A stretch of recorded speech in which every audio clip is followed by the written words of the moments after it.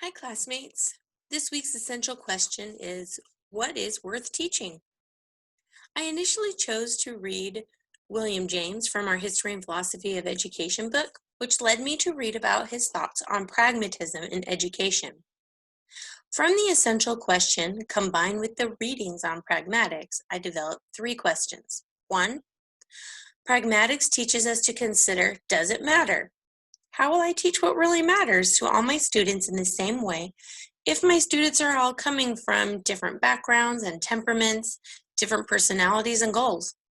Number two, if I use pragmatics to streamline their education, how can I keep my students focused on the things that matter and steer them away from things that do not make a difference? And number three, would using pragmatic method fine tune my teaching ability?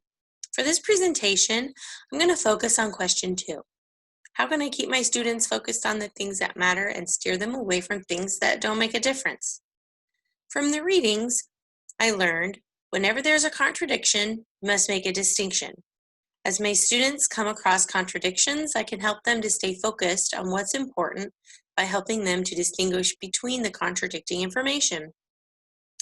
As their teacher, it will be my job to either make the distinction between what really matters and what does not, or encourage them to make that distinction on their own.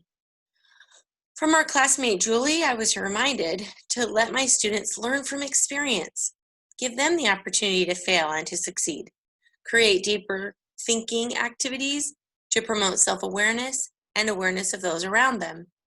Julie, she also reminded me that in the readings on Maxine Green, we learned the problem, most will agree, is not to tell them what to do, but to help them attain some kind of clarity about how to choose and how to decide what to do.